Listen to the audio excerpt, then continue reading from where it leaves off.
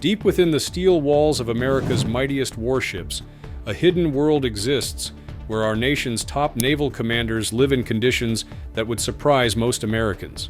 While 5,000 sailors work around the clock on these floating cities, the officers who lead them enjoy quarters that rival luxury hotels. The USS Gerald R. Ford, our newest $13 billion supercarrier, houses officers in spaces so well appointed that visiting dignitaries are often amazed by what they find. But what exactly does life look like for a Navy captain commanding 5,000 souls on the open ocean? How does an admiral live when deployed thousands of miles from home? The truth about officer accommodations on aircraft carriers reveals a carefully designed world where comfort meets command responsibility. These aren't just sleeping quarters, they're strategic command centers where America's naval power is directed across the globe. From private dining rooms where classified briefings unfold over meals, to spacious offices where battle plans are drawn, high-ranking officers aboard our carriers live in a world most Americans never see. The newest Ford-class carriers have revolutionized these living spaces, creating accommodations that ensure our military leaders can perform at peak effectiveness while defending our nation's interests worldwide. Our brave naval officers deserve nothing but the best as they serve our country with honor and dedication. If you agree that our military heroes should have top-quality accommodations while protecting America, type "proud" in the comments.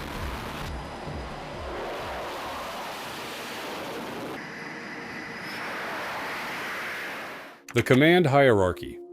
The living arrangements aboard an aircraft carrier follow a strict hierarchy that reflects the immense responsibility each officer carries. At the very top sits the commanding officer, typically a Navy captain, who bears ultimate responsibility for the ship and every soul aboard. This individual doesn't just get the largest quarters by tradition, they need space that functions as both home and headquarters during months-long deployments. When flag officers are embarked, usually a rear admiral commanding the entire carrier strike group, they receive quarters that match their enormous responsibility. These admirals oversee not just the carrier, but multiple destroyers, cruisers, and submarines, an entire naval task force worth billions of dollars and thousands of American service members. The executive officer, second in command, receives the next tier of accommodations. This officer essentially runs the day-to-day operations of the ship, ensuring everything from meal service to flight operations runs smoothly, while the captain focuses on strategic decisions. Department heads, the officers who lead major divisions like the Air Wing, Engineering, and Operations, occupy the next level of quarters. These are the men and women who translate the captain's orders into action across every corner of the massive vessel. But here's what makes this hierarchy fascinating. It's not about luxury for luxury's sake. Every aspect of these living arrangements serves the greater mission of keeping America safe on the world's oceans. The captain's domain. The commanding officer of an aircraft carrier lives in what amounts to a floating executive suite, but with a uniquely naval twist. The captain actually maintains two separate sets of quarters, each designed for specific operational needs. The in-port quarters serve as a diplomatic and administrative center. When the USS Gerald R. Ford pulls into ports like Naples, Italy, or Norfolk, Virginia, the captain's in-port cabin becomes a venue for hosting foreign dignitaries, conducting high-level meetings, and maintaining the crucial relationships that keep our naval alliances strong. These spaces feature formal dining areas, conference capabilities, and the kind of elegant appointments befitting America's diplomatic presence abroad. One former aircraft carrier commanding officer, who led his ship from 1989 to 1992, described his in-port quarters as very spacious and well-appointed, where I could entertain dignitaries who visited the ship. The bedroom featured a double bed, private bathroom facilities, and office space suitable for handling the enormous administrative burden that comes with commanding a nuclear-powered warship. But when at sea, the captain moves to quarters located much closer to the bridge and Combat Information Center. These at-sea quarters prioritize quick access to command centers over comfort. When crisis strikes, whether it's a medical emergency, equipment failure, or potential threat, the captain needs to reach the bridge within minutes, not navigate through multiple decks from distant quarters. The captain's private head, or bathroom, represents the ultimate luxury aboard ship. While most officers share facilities, the commanding officer enjoys complete privacy, a necessity when you consider the 24/7 nature of command responsibility and the need for private communications with fleet headquarters. Admiral's Floating Palace. When an admiral is embarked, typically as commander of a carrier strike group, they receive accommodations that reflect their position as one of America's most senior military leaders at sea. These flag quarters represent the pinnacle of naval accommodation design. The admiral's cabin aboard carriers like the USS Dwight D. Eisenhower, which recently completed a grueling 9-month combat deployment in the Red Sea, includes separate day and sleeping cabins.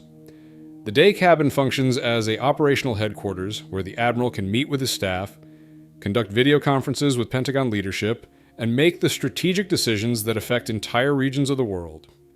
Recent upgrades on carriers like the USS Gerald R. Ford have transformed these spaces into high-tech command centers.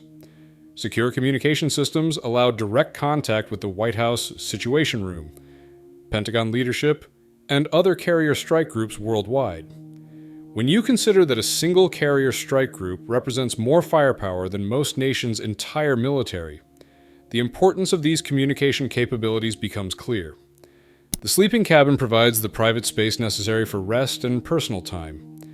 Flag officers often work 18, 20-hour days during deployments, making quality rest crucial for decision-making ability.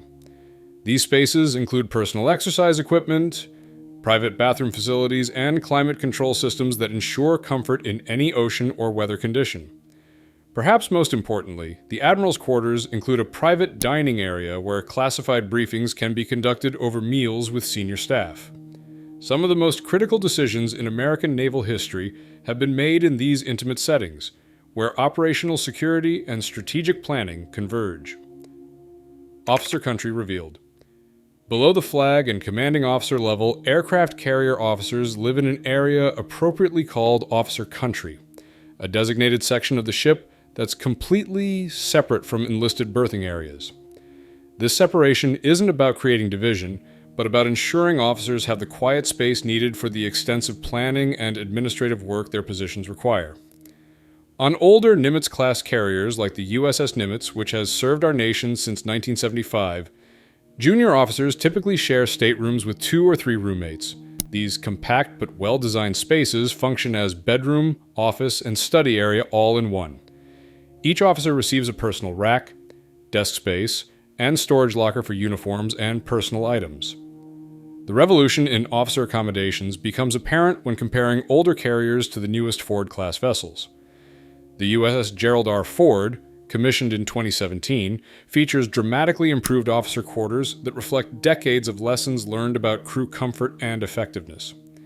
Individual officer staterooms on the Ford include private bathroom facilities, a significant upgrade from shared heads on older vessels.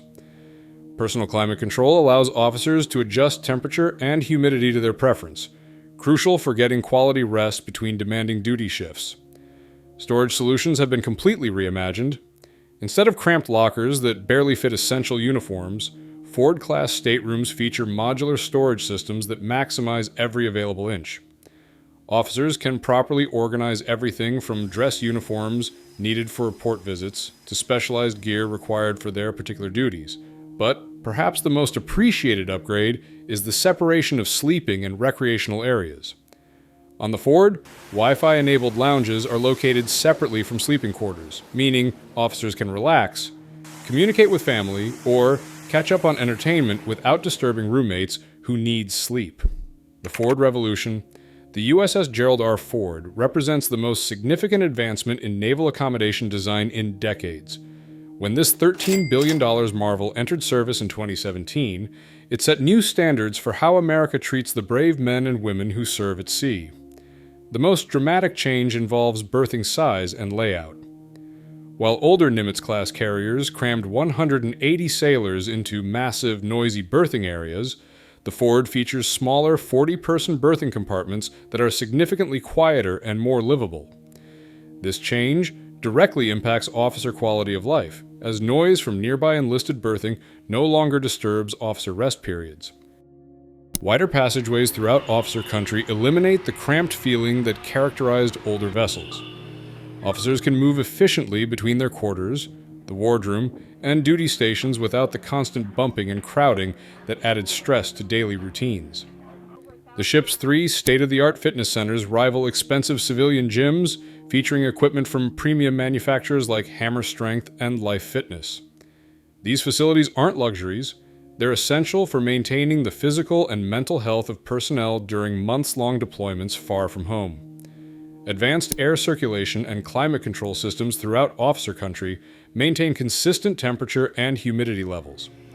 This might seem like a small detail, but when you consider that officers often work 16-hour days in demanding conditions, coming home to comfortable quarters makes an enormous difference in morale and effectiveness. The Ford's upgraded medical facilities, including a full hospital with operating rooms and intensive care unit, provide peace of mind for officers and their families. Knowing that world-class medical care is available should emergencies arise allows officers to focus completely on their demanding duties. Wardroom Traditions. The wardroom serves as the social and dining center of officer country, and it's here that some of the most important traditions of naval service are maintained. This isn't just a place to eat, it's where the officer corps bonds, plans, and maintains the esprit de corps that makes American naval power so effective. Meals in the wardroom follow time-honored naval traditions that date back centuries. Officers gather not just for nutrition, but for the informal communication and relationship building that keeps complex naval operations running smoothly. Department heads coordinate their efforts, share information, and solve problems in an environment that encourages open communication. The wardroom also serves as an extension of officers' cramped staterooms.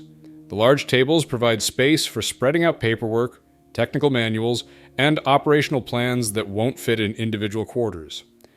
Many crucial decisions affecting ship operations are made during these working meals.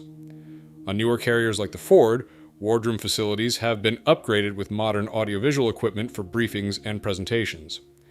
Secure communication systems allow participation in fleet-wide conferences and coordination with other naval units operating thousands of miles away. During port visits, the wardroom becomes a venue for entertaining local officials, allied naval officers, and distinguished visitors. These events serve crucial diplomatic functions, strengthening the international relationships that support American naval operations worldwide. The quality of wardroom service reflects the Navy's commitment to treating officers with the respect their responsibilities deserve. Professional food service specialists ensure meals meet high standards, understanding that well-fed officers perform better during the demanding schedules of naval operations. Life aboard the floating city. Living aboard an aircraft carrier means adapting to a unique environment that never truly stops operating. High-ranking officers must balance their personal comfort with the reality of commanding a vessel that operates 24 hours a day, 7 days a week, often for months at a time.